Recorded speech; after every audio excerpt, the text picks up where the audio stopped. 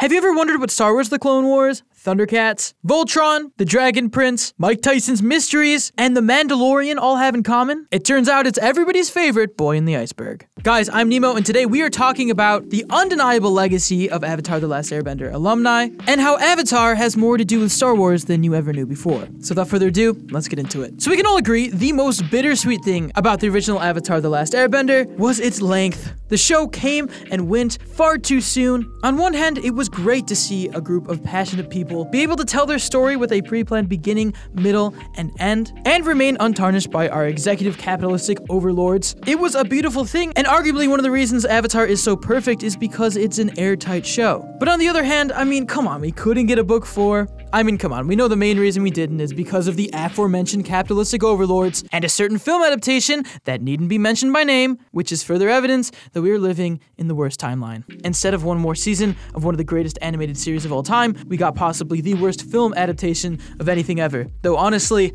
I love this movie. Play that rock scene, you know what I'm talking about.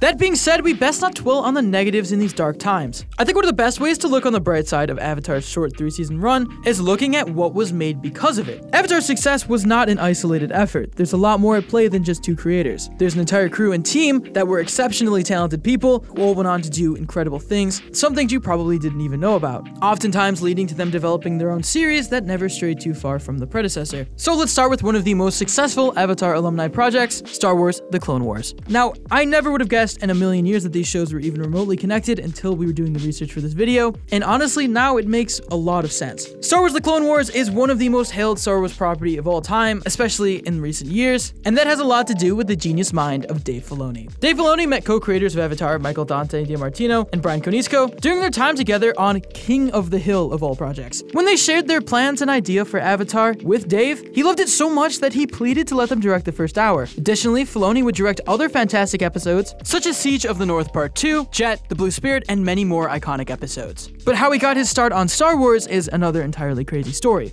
A lot of this is taken from an interview that he did with Star Wars, showing how far he's come in the Star Wars circle, especially with Lucasfilm. And if you are a Star Wars fan, you know the name Dave Filoni. Dave Filoni was a huge Star Wars fan back into the day, arguably one of the biggest, and very much self-proclaimed. So it's crazy that he was actually recommended to Lucasfilm by someone who worked with him on the opening sequence of Avatar, and that recommendation was made unbeknownst to Dave himself. Dave shared with his fellow Mandalorian directors during a roundtable discussion featured in Disney Gallery on Disney+.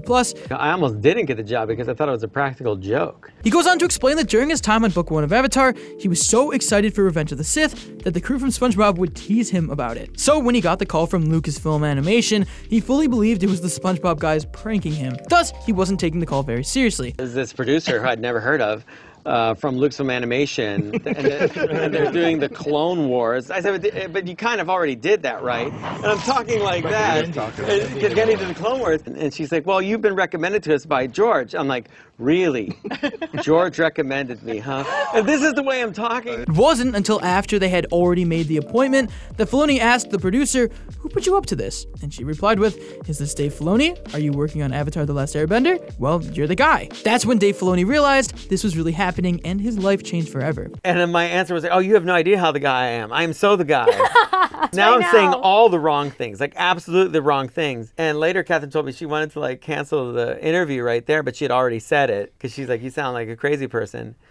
The first 12 episodes, we were strictly doing storyboards. A pipeline that's been around since Snow White, you know. But then George kind of dropped a bomb on us, especially me, and said that ultimately he didn't want to do storyboards. Now, Dave explained that when he got hired, he had no experience in 3D animation. Going to his initial meeting with George Lucas, he thought he was too underqualified for the job, having only directed a year with Avatar, and that being his first directing job. The technology George Lucas wanted to use to produce the series required a live-action style of directing and production. If I was watching a shot in editorial and I wanted to change the camera, swing it over here a little bit and push it in, we just go back to the desk and swing it over, push it in, it's done. When you really watch the Clone Wars, especially when we were hitting our stride at season 3 all the way to season 6, you're going to see a live-action sensibility. You can look at these factors and see why the theatrical Clone Wars film was poorly received by audiences and critics. Thank God that didn't ruin any plans, because Clone Wars would go on to have a prolific 5-season run on Cartoon Network, with its 6th season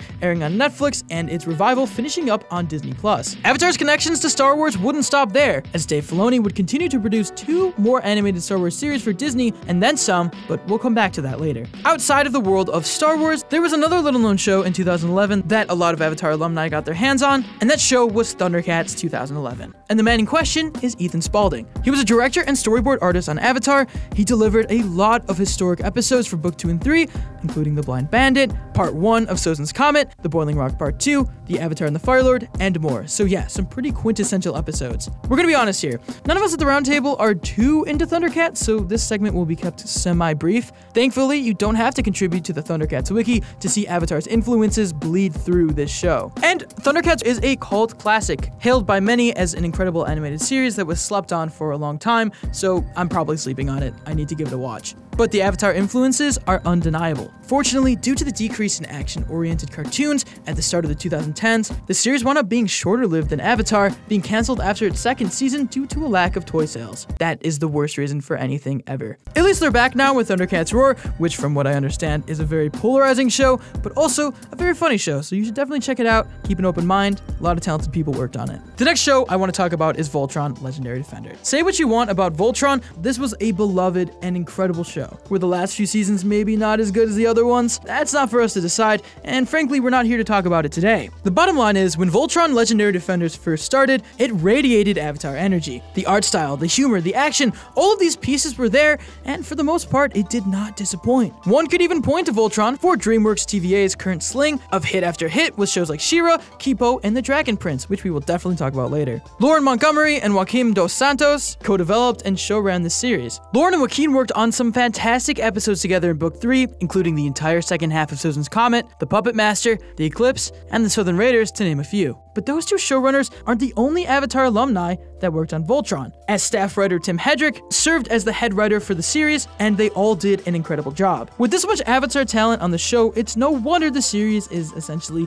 Avatar with magic space lions. How could you not love that? This one caught me off guard, but we couldn't talk about Avatar alumni projects without talking about Mike Tyson's Mysteries. Not only did Ethan Spalding leave his mark on the 2011 Thundercats, but he also served as a director for the first 2 seasons of Mike Tyson's Mysteries. I'm gonna be completely honest with you here.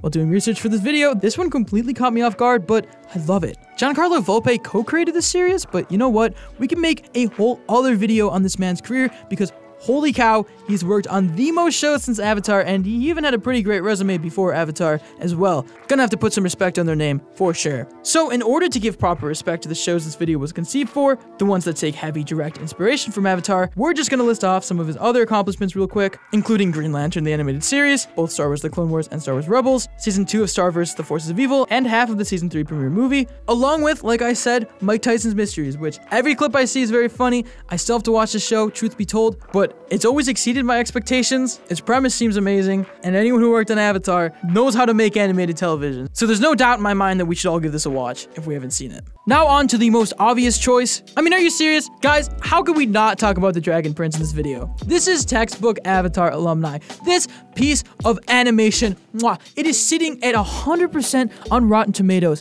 That's not an accident, people. When you worked on a critically acclaimed show and go off to create another series that also meets the same amount of praise, you have a wonderful team. And the Dragon Prince's team, including Giancarlo Volpe and the show's co-creator Aaron Ehasz, who previously worked on Avatar alongside with Elizabeth Welch Ehasz and Justin Richmond from the Uncharted team. Not enough of an Avatar connection for you? The main character is literally voiced by Jack DeCina, the voice of Sokka. Also, Giancarlo Volpe has directed a few episodes and serves as an executive producer. And even the basic premise and storytelling structure of the show is similar to Avatar in terms of a deep lore, unraveling stories, multiple characters and plot lines interweaving together. It's just a well thought out, incredibly well executed, meticulously designed show with a world that's full of life. It's pretty much the successor to Avatar, in my opinion. And Avatar aside, The Dragon Prince is an incredible show in its own right. It's earned its own accolades, and it even took the extra step of developing its entirely unique visual style. Overall, The Dragon Prince is the ideal successor to Avatar, and it goes to show that a successful project relies on its team, not just the creators. And finally, the one that I never would have expected to be talking about on this list, arguably one of the most successful shows in recent years, period. Guys, I'm talking about The Mandalorian. The Mandalorian was a huge cultural phenomenon when it premiered on Disney+. Disney Plus a few months ago. Baby Yoda memes were everywhere. It was an intense time. But would you believe me if I told you that this is the work of Avatar alumni? At least a little bit. Yes, believe it or not, this video has come full circle and went right back to Star Wars. Well, Jon Favreau holds the single creator credit for the Disney Plus original series. If you look a tad closer, it's easy to notice that it was co-developed by Jon Favreau and the legendary Dave Filoni. This man knows his stuff, what can I say? Filoni also serves as a series writer and director, including, again, the pilot of the show. Sound familiar? This show is as much Filoni's as it is Favreau's. I mean, Ahsoka Tano is going to be in season 2. Not to mention, its episodes are also referred to as chapters, which is a very classy move for any show to do, and again, seems a little familiar. And like I mentioned before, you know who got introduced at the very end of that first episode that Dave Filoni worked on? The meme, the myth, the legend, Baby Yoda. That's right. Avatar: The Last Airbender inadvertently brought us to Baby Yoda. The simulation is weird. And technically, King of the Hill gave us Avatar. I don't know what to do with this information. I'm sorry that I burdened you with it. This is going to keep me up at night. What's crazy is that one of the main reasons Dave Filoni got hired is because Lucas saw his directing work on season 1 of Avatar, meaning he literally wouldn't have gotten the job without Avatar, and without Avatar, we wouldn't even have The Mandalorian. That's pretty crazy. Well, boys and girls, we did it. They said it couldn't be done, we defied the odds, and found a way to tie everyone's favorite propane salesman to a canonically unnamed infant Muppet. I am very tired. Look, at the end of the day, a show as crucial and influential as Avatar is bound to make waves, especially after it ended, and waves it made. Some of the most interesting and successful story and lore-driven shows all came from a team of people that knew what they were doing because they had aced it before. With more Avatar on the way, and these projects still ongoing, especially Dave Filoni's success in the Star Wars universe, I mean seriously, there are people who want him to be like the head of story for Star Wars. He is killing it right now. But it's refreshing to see that they all had their roots on a little-known Nickelodeon show about 4 nations and an arrow-headed boy. Thank you for listening.